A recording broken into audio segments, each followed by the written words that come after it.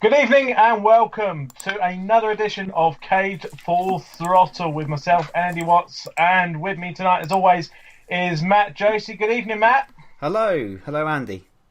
And also with us, our panellist, Jordan Hollands. Good evening, Jordan. Good evening, Andy. Good evening, Matt. Hello, Brick, as well, joining us tonight as well. Yeah, we got another panellist with us tonight, working very hard on both the Cage website and on the Facebook page. It's Bryson Walker. Good evening, Bryson. Evening all. And we've got a lot to get through today, and we are going to start with the reports from last weekend. We start with the Mildenhall Microbangs, of course, the 24th of September, which also being the amended fixture for that afternoon's meeting at Mildenhall. Of course, the Microbang is only put on the Monday, just running up to the meeting. And fair to say, a good turnout with just a week in advance for these drivers, with over 30 Microbangers coming in to attendance, and certainly some high-class action throughout the course of the afternoon. The first big hit taken in the second heat. The first heat was fairly quiet, but saw Jamie Ling in 595 taking the win. But as I say, the second heat, certainly the action really stepped up a pace with a full length of the straight full chat hit on 699, who took a very lengthy hit. It was parked for at least a lap for Aaron Nelson.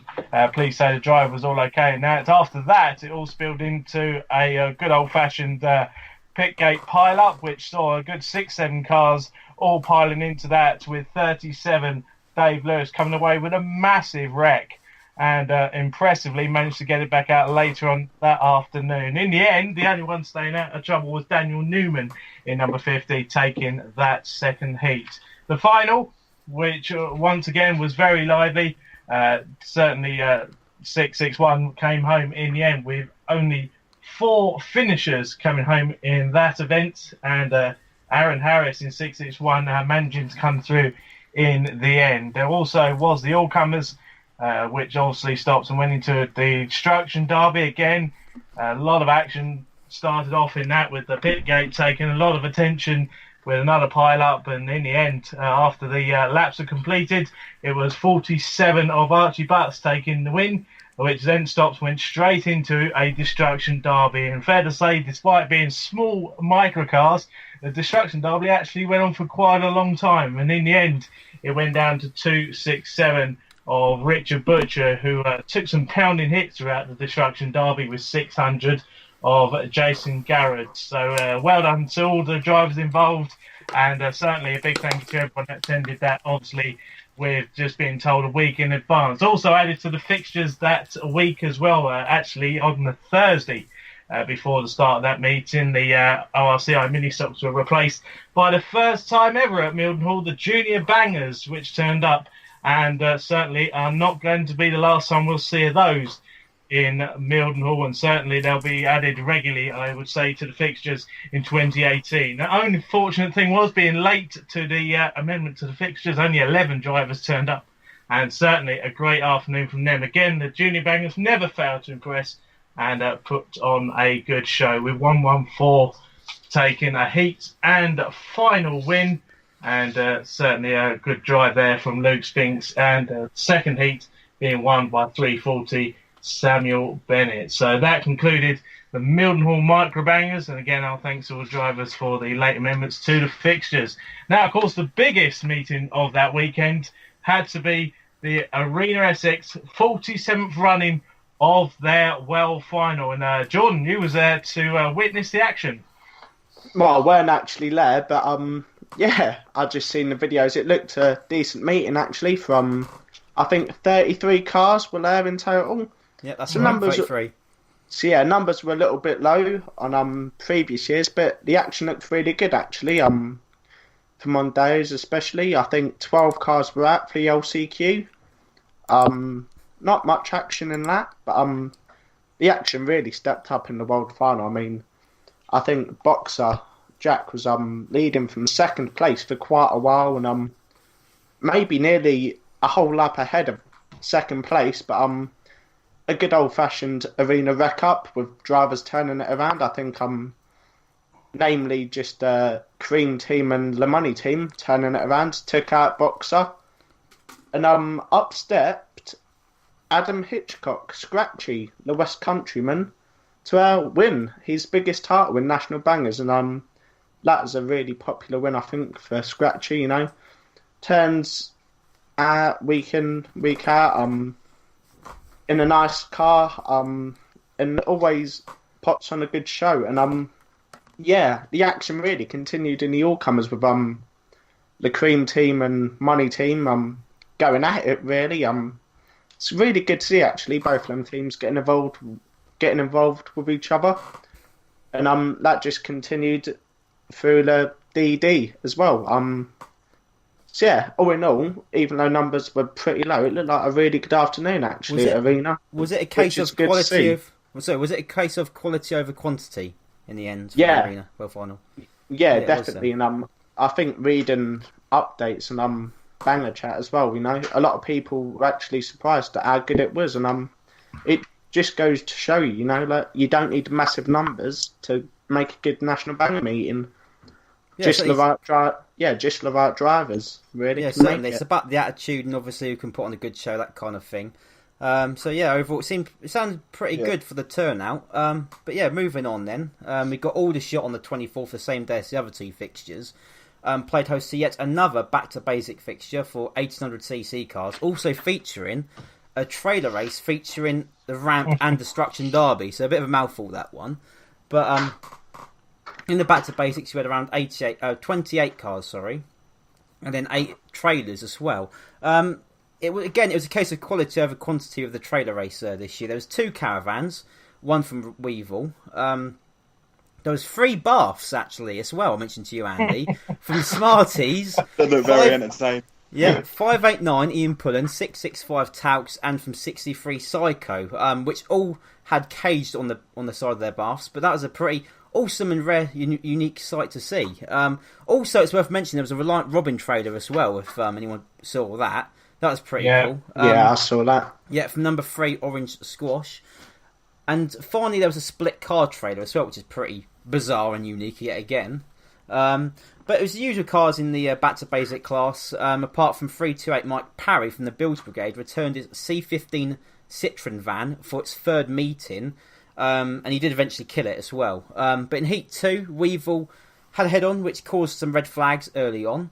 318 Mike Parry did take a role in the van during the final. But overall, the Banger DD and the trailer racing DD were the most entertaining throughout the day. There was a pile-up in the Banger Destruction Derby.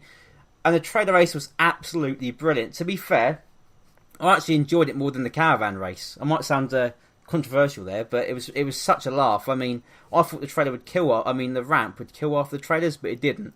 And some fantastic racing and crashing going on. I thought it'd just be a 10-lap race, but it went straight into a DD afterwards, which was good to see.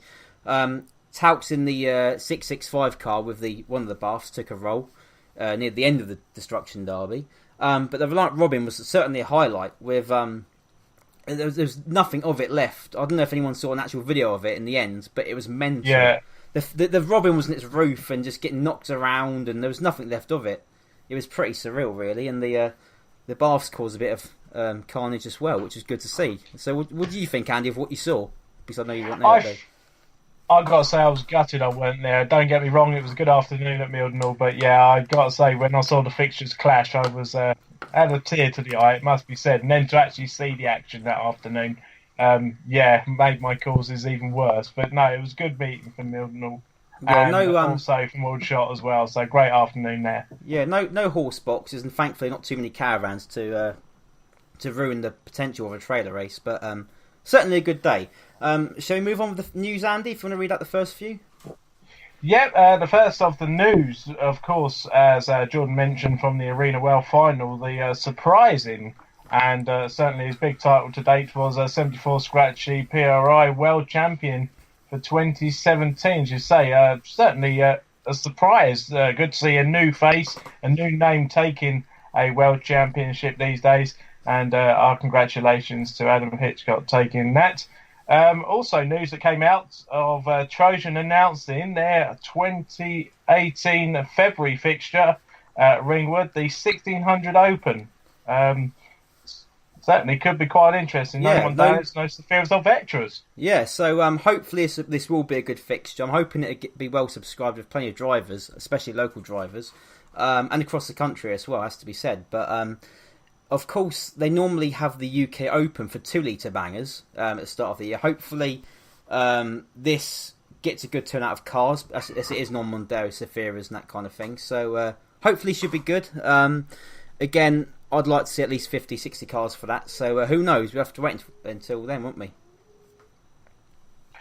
And also, sticking with Ringwood, the Unlimited UK Open has hit 100 bangers, and I know that is going to continue growing over the next couple of months. Yeah, should be. As has been the thing this year of Trojan, not releasing booking lists, which is fair enough. And they've not quite said a number, just it's hit the 3-digit sum. So at least 100 cars currently booked in for that. Hopefully we can hit 120, 130 by the time the meeting rolls around. But yeah, hopefully that should be another good meeting at Ringwood.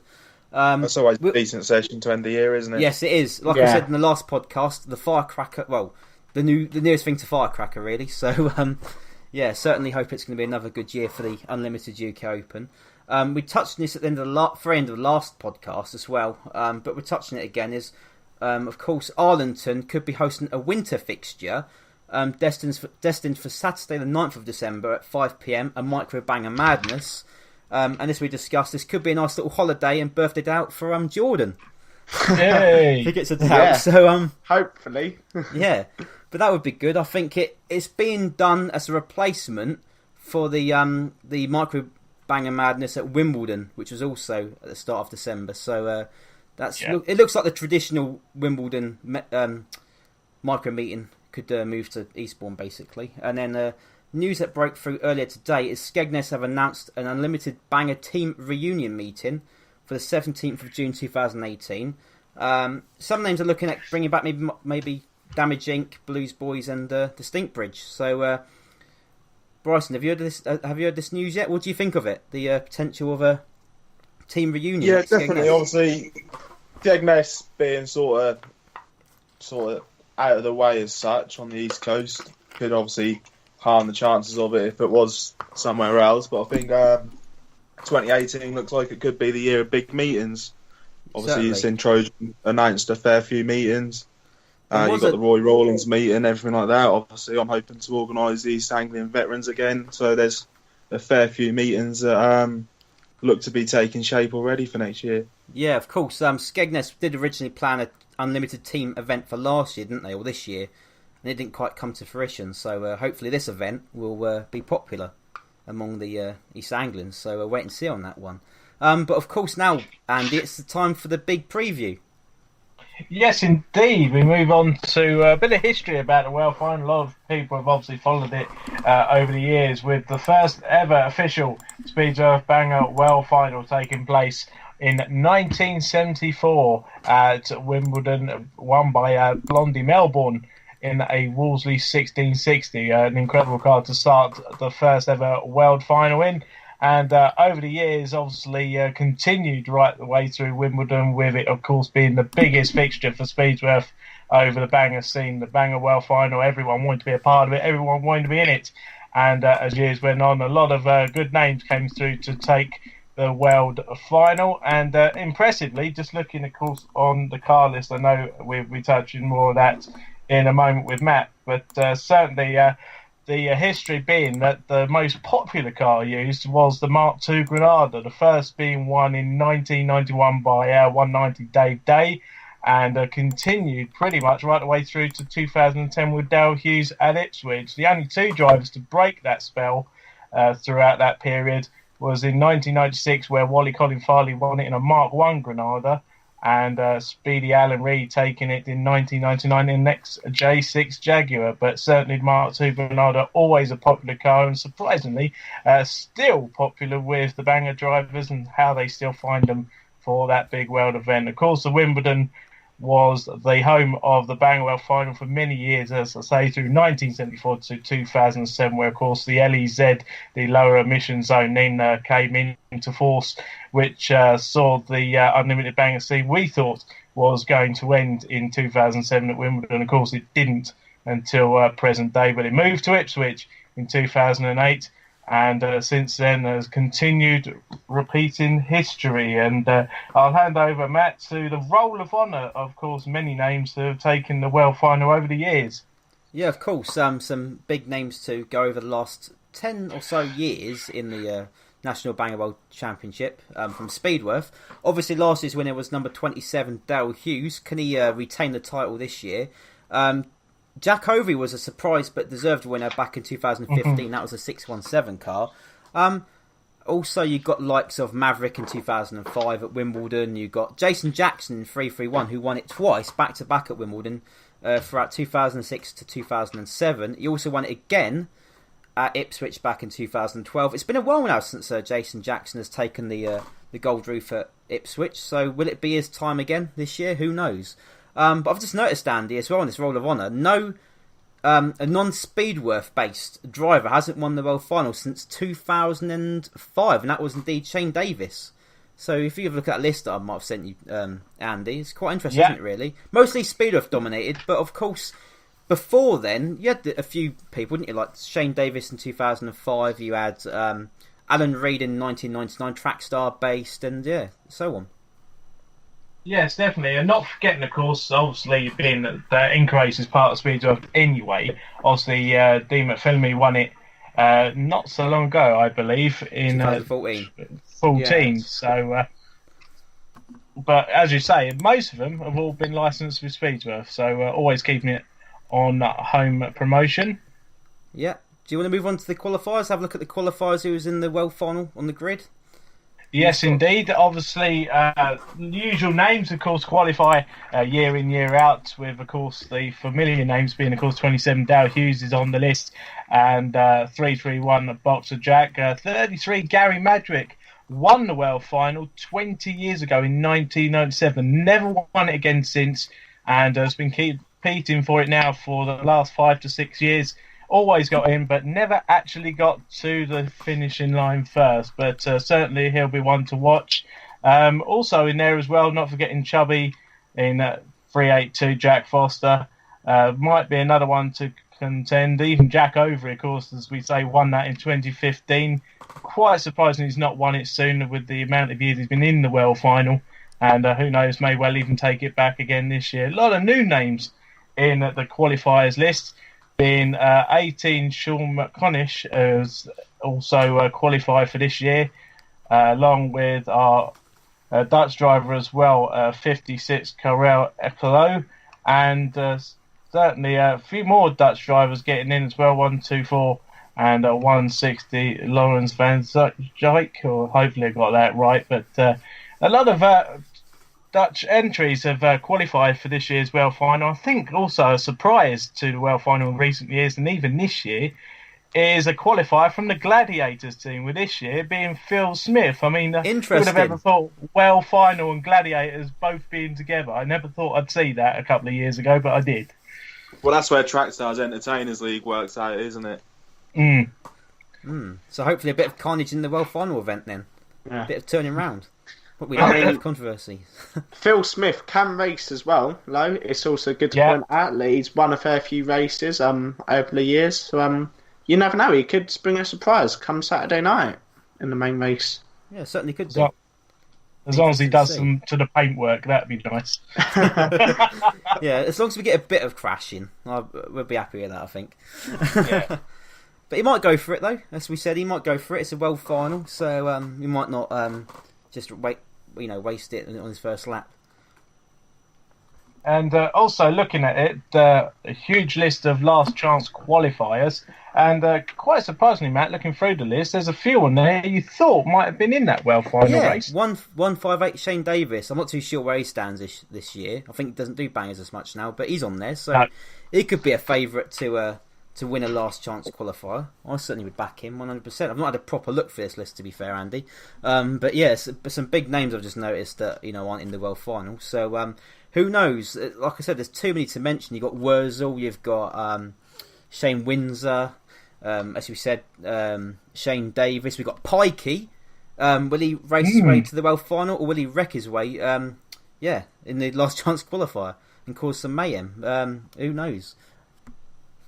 You got the likes of Ricky Beasley as well. Obviously, he won the All Comers Showdown last year at the World Final event, so he could be very quick. And you've also got the likes of Lee Hughes in there as well. 332 Chris Reed. Got 332 Chris Reed. Got quite a few. 348 Sonny Sherwood, another driver that's always competed but not actually qualified. Very surprising. Again, like that. That's a good point, Andy. I didn't see that myself. Obviously, Sonny Sherwood, he was always winning races about 10 years ago, so certainly an interesting sight to behold there. So be interesting to see if he can qualify for the World Final and even win it. We'll get more into that in a second, but I think that I've always wanted the last chance qualifier to win the World Final, so maybe this year is the time for it to happen.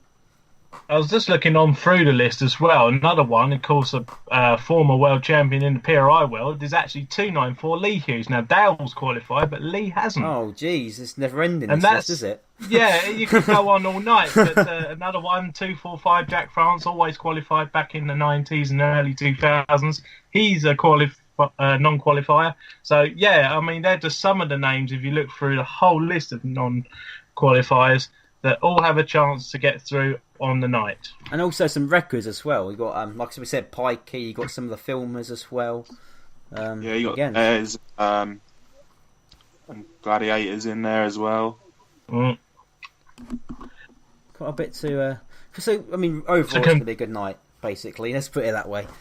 Yeah, definitely. Especially as they opened the booking list from 250, and I think it went up to 280 last week, which mind-blowing. I think it's touching 290 now, maybe even more. Jeez. So, I know 300 maybe. See, this is the thing. Ipswich and Wimbledon World Finals are two very different meetings, in my opinion. I mean, okay, Wimbledon was amazing. You know, Wimbledon will always be the best World Final, but in terms of capacity, Ipswich is obviously the bigger and far superior venue. I mean, you got to look at that booking list, 290 odd cars now. It's unreal. So they must have a huge pit space for that. Whereas Wimbledon, with, I think it was, you used to hit about 120 cars. That was all together in the bangers. So obviously a huge step up from 120 cars to near on 300 now at Ipswich. So it's a big change. But again, you know, both venues are different. And sadly, Wimbledon's no longer with us. So there's nothing we can do about that. We just have to move on with it. Yes, definitely. But certainly you saying about obviously the capacity, bearing in mind obviously moving to another big championship that happened at Wimbledon was the London Open back in February, which had 190 cars to it. So the capacity was there, but for some reason, obviously now it's at Ipswich, it just seems to attract more drivers, obviously because of the size of the track and obviously the speed of it. I don't know. It's certainly attracted more over the years. Is it more neutral as well to people across the country? So it's more in sort of in the middle of the country rather than being London, if that makes sense. Yeah, that's so a good another point. reason. Yeah, it's probably the easiest one to get to than sitting in traffic in Wimbledon. That's for sure. Yeah. Oh yeah, I don't miss them days. No, not that I was driving. I was a nipper back then, but yeah. Oh, anyway, should we have a look at okay, so who do we think will win the World Final? Oh, that, as I say, usual names pop up as always. Boxer Jack being one of them. Dale Hughes competing for it and defending it this year. But I think also as well 162 Brett Ellicott, bad boy. He's qualified, but surprisingly he's never actually won it. Yeah, maybe it's time I think this year. Obviously you're sitting with Shadow World and PRI World, two people who have been very deserving of World Finals, but always been there or thereabouts. I think it'll be someone like that. Maybe Tom Waller, obviously, has had a good year, Speedway points. I was about to say, 209 Tom Waller, he could be a firm favourite on the day for me, I think. So, 209 Tom Waller. Also, sorry, maybe not to win it, but I'd like to see 186 Sophie Facey to win it. Obviously, it's the youngest, young female driver. Yeah. So not only would we have a female driver win the World Final for the first time ever, but it'd be a young female as well. So, I'll be rooting for Sophie, certainly. Jordan Cumming could also be one to watch. Mm-hmm. He's battled hard with Tom Waller all year, and unfortunately for Jordan, Tom just beat him to the silver reef. So I think Jordan could be one to watch. Paying for all the melee at the BWS round at Eastbourne to take that as well. Definitely, if he keeps out of trouble, could be up there at the end. Well, definitely. I'll be rooting for 22 Dave Vincent to win it again for the first time since 2003. A very nice driver, so I'd like him to win it. But if we have one driver between us all, who would that one driver be that we would all cheer for? Oh, That's a tough one. That's really put putting you me on the spot now. Put you on the spot, yeah. Tom Waller. Tom Waller? Anybody? Do we yeah, think it's not a no. dog? Tom Waller. I mean, he's a driver that doesn't really have many enemies out on the track at the moment, and we all know that the likes of Boxer and maybe Dale Hughes is a target. So yeah, I think if Tom Waller can keep it out of trouble, maybe get a good grid draw, yeah, it'll be a good bet. Yep, certainly. I think I'm certainly going for Tom Waller. It's my firm favourite. Otherwise, the ones I'm wanting to root for are certainly 22 Dave Vincent and 186 Sophie Facey. For me, I've got to say, because no one's mentioned this young man's name, but Carl Chiefy Overy, 17. Keeping it in the Overy family, I reckon he might be one to watch. I would cheer him on. I'd like to see him take it. Yeah? Yeah, he'd be my favourite on the night. Also, you've got Joe Parsons in there, the young yes, kid from up north. He's come close on a couple of occasions, and a very, very quick driver, actually. So, yeah, I think keep your eye on the 25 car, because he could be a real dark horse this year. Worth a shout, that is. I know I mentioned it just a moment ago, but I've always wanted a last chance qualifier to win the World Final. And not just that, obviously, we've got the potential of a female winning the World Final this year. And also, what about a Dutch driver to win it? I've always wanted an overseas driver to win it. So we're talking dreams here, but I'd love for somebody non-British to win it. You look at last year, obviously Randy Mudler was very quick and on pace, obviously taking out Chubby from the lead at one point. Yeah, certainly. I'd love to see an overseas driver win it. And we'll get onto that again in a bit, because that's one of our discussions, really, about getting non-British drivers involved in the World Final. So, so should we move on to... Have we finished there, or should we move on to the... discussion? Yeah, no. Yeah, so we've got two discussions this week. We love our discussions here on Full Throttle. Yeah. And the first one is, if Ipswich didn't exist, or the World Final wasn't at Ipswich in general, where should it be and why? Who wants to go first? It's one of them ones, isn't it? Yeah, again, put on the spot for this one. Well, I've been thinking about this all day at school, and I still don't know, to be honest. Well, I would say, sorry, just cutting in there, I think one track worth looking at is Hensford Hills. Now, I know it's up north and it's a long way to go, but certainly if you look at the actual track layout, obviously it's cambered. So you've got a bit of a dip into the bend. I reckon for a track that size, that'll pick up some serious speed. And obviously in the years at Inca Race big meetings, they have had some spectacular crashes from Hendersford over the years. So I would say Hendersford might be one to see if it weren't at Ipswich. So we're talking sort of Speedway based in-house now, aren't we? But certainly it's a big track, fast track. Action, I mean, I'm not too sure, but the capacity could be good enough in terms of spectators and drivers as well. But I think it would work best on a Saturday night. A Sunday daytime wouldn't work, would it? A World Final. No, definitely not. But one I said is in my dream. This is my dreams. If Speedworth still had Ringwood, I'd love it to be there. I know. Yeah. I know. Yeah, no, that'd be good. Like I know, obviously, we've got the recently announced Ringwood World Final for next year. But imagine it under the Speedworth floodlights on a cold November Saturday night, with a big crowd and done up facilities and that kind of thing. I reckon would be fantastic. I mean, the only downside of it would be is it wouldn't be a neutral venue for the sort of the Northerners to travel down. So that's a downside to it. But apart from that, I reckon the atmosphere would be good there. I reckon the racing would be fast and be a bit of hitting going on. And I reckon it'd be good if they would do it up. But again, that's just a dream in my head. So obviously that's never going to happen. But yeah, that'd be my shout. It must be said, I don't know if any of you are aware, but obviously when Speedworth actually had Ringwood, and obviously the threat of the LEZ coming in at Wimbledon, obviously there was talk of it actually moving to Ringwood before Speedworth pulled out. So your dream may well have come true back in 2000. It could have done. I mean, apart from Ipswich, where else could you go? Eastbourne's... I mean, I'd love Eastbourne, obviously, but it's too small. Yarmouth is too small. And obviously Aldershot's more of a Sunday sort of meet track. So that would quite work. Arena Essex. Speedway ever brought them out Saturday night at Arena, could work, I think. And My views with the World Final, I think the Brisker and Saloon way of doing things, where it rotates and everything like that, is a good way of doing it, because you got drivers who are some are suited to tarmac, some are suited to shale. I think if you mix it up a bit and that sort of thing, it shows you true representation. Talking of shale, Stephen Oldham put on our Facebook, why not have it on shale, with a question mark. So, should the World Final be on shale, or should we keep it to tarmac?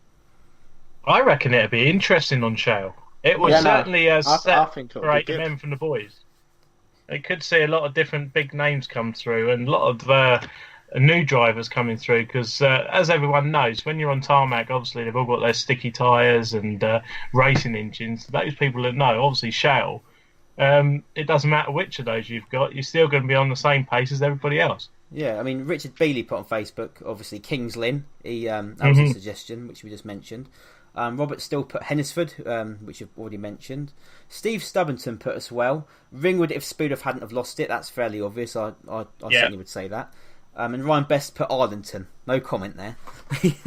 So they're the comments on Facebook on where the World Final should be hosted, if not at Ipswich. So any other suggestions otherwise? Well, I've always had a view, like obviously you and I obviously express your opinions on it. I've always thought if you have a banger World Series round at each ORCI track, where I don't know, maybe the top 5 point scorers on the day qualify for the World Final, and have an actual world qualifying system rather than each individual point championships and that sort of thing, and the World Championship changes tracks every year. I think that's a bit more of a representation rather than obviously Speedworth dominate the qualifiers naturally for being on the track. Why can't all the promotions come together and all organise the World Final together in October, November time, and like you said, each year rotate it at different tracks? So this year have it at Ipswich, next year have it at Ringwood, dare I say, then the following year have it at Kings Lynn. Just mix it up a little bit.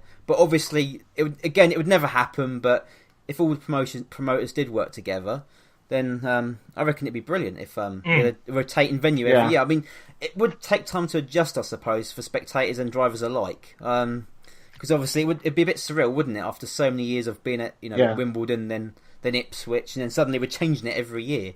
So it would be a bit difficult for everyone to get used to. But again, I don't know. Do we go the Brisker F1 way of doing it? I would agree with that idea, yeah. I think that would be interesting. I think that's a great idea, because then, as Andy said, you can get the drivers and maybe more suited to shale, they get a fair chance, and then obviously the tarmac drivers also get their chance for the following year. So yeah, and then great option really. And then 2020 have it at Hennisford, like we suggested. So so you've got plenty of venues. You've got plenty of venues, really. I mean, you haven't got tons, but you've got plenty to rotate it around certain venues anyway. And the next big topic, let me just double check there's nothing on Oval Chat actually quickly regarding that topic, because I've not refreshed it in the last few minutes. No comments. We've gone quiet on that one. No further comments there. But the next one is quite a difficult one. It might be quite short, this topic. But how can the World Final attract more drivers from overseas, i.e. French, Dutch, Belgium, German?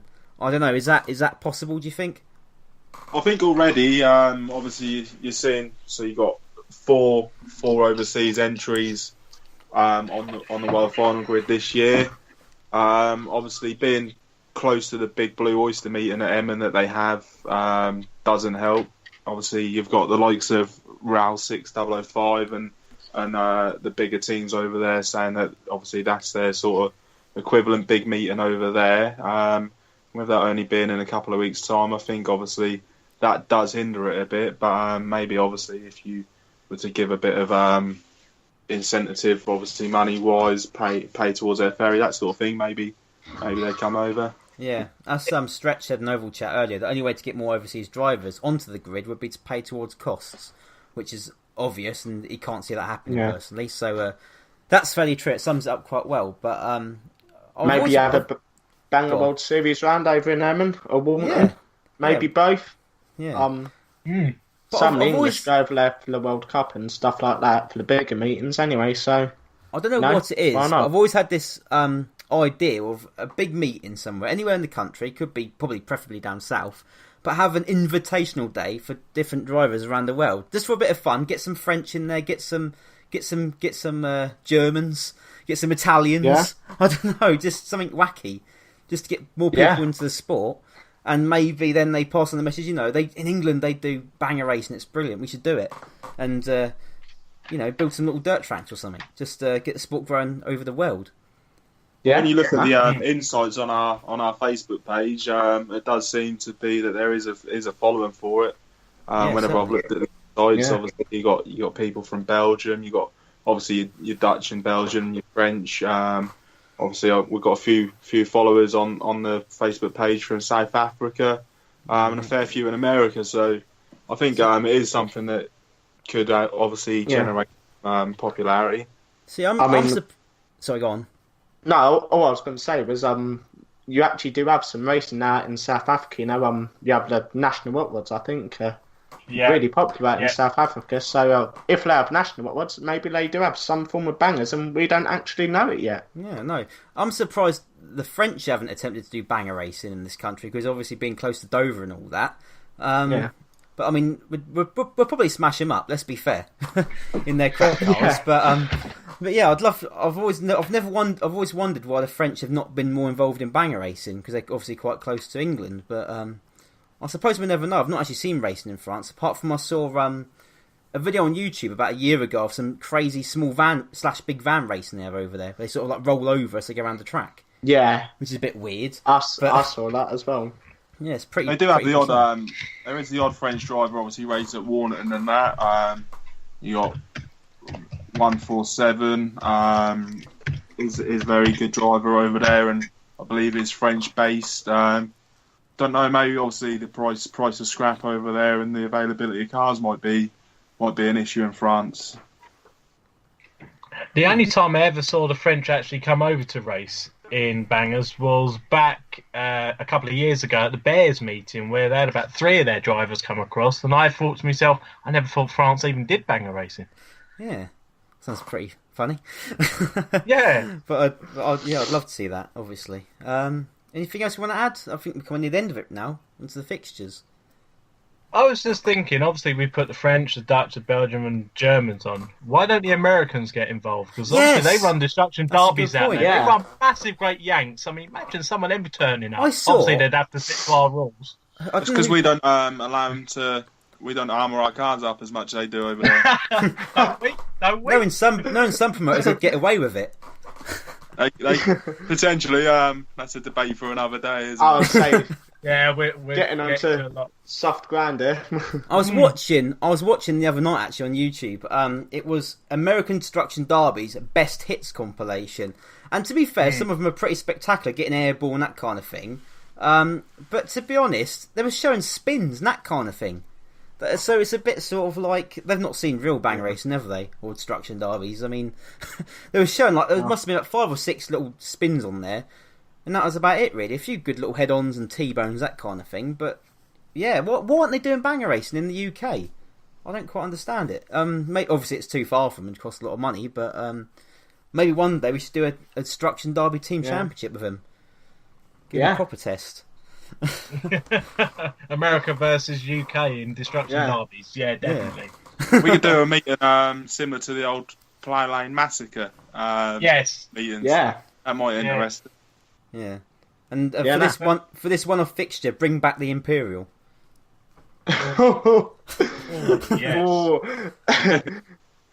Controversial. Oval Banger Chat's going to go crazy now. Cause all these suggestions. Last podcast he was bringing up the suggestion of a Caravan World Final. Whatever next. Now we're suggesting an American-based DD team meeting. But yeah, should we? Yeah, I think that's about it now, isn't it, Andy? Yeah, I was going to say that's pretty much concluded it here. No further comments. Do you want to read out the fixtures then, Andy? Yeah, obviously being the main fixture of this weekend coming, of course, Saturday the 7th of October at Foxley Stadium. So it's 5 o'clock start time, unlimited National Banger Championship of the World. And obviously, like in tradition, it's bangers all night. And as we've said, it's up to 290 cars now. I'd be very surprised those that haven't already their advance tickets for that. They are still available, so I'll just plug that a little bit, and they will be there for collection on the day now. Obviously, Sunday, down in the southern regions, Stan Lake. Will we see you there, Matt, for the Micro Team Championship? Sadly not. I'm under the thumb this weekend. Oh. It's my girlfriend's birthday, so I won't be making Stan Lake this Sunday. Well, can't you have a meal near a restaurant close to Stan Lake? It works both ways. Is there anything near Stan Lake? Just take her, Stan Lake. Like, I'm sure she'll love it. Yeah, the top quality cheeseburger and chips for about £3-4 quid. Cheap day out. Oh. And obviously the other fixture being at Arena Essex, obviously the traditional PRI Bangers at Skeefer Memorial, where once again all the cars will be painted orange, I'm right in saying? Yeah, that's something to do every year, so yeah, hopefully it'll be a good day for Arena. Obviously you got Swaffham as well for Leftover Unlimiteds at Ipswich.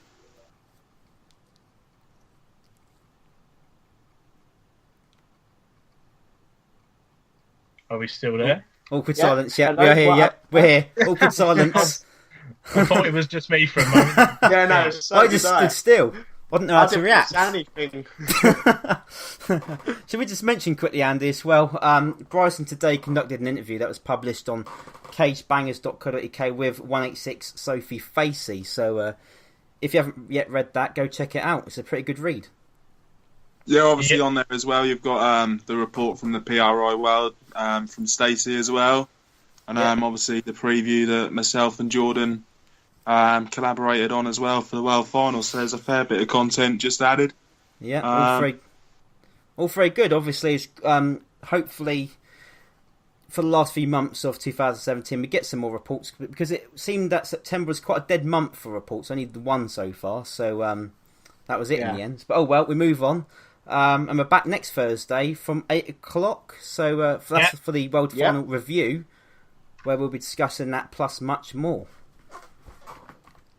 Yes, and I think that concludes this edition of Cage Full Throttle. Am I right in saying? Anybody want last things to say before we sign off?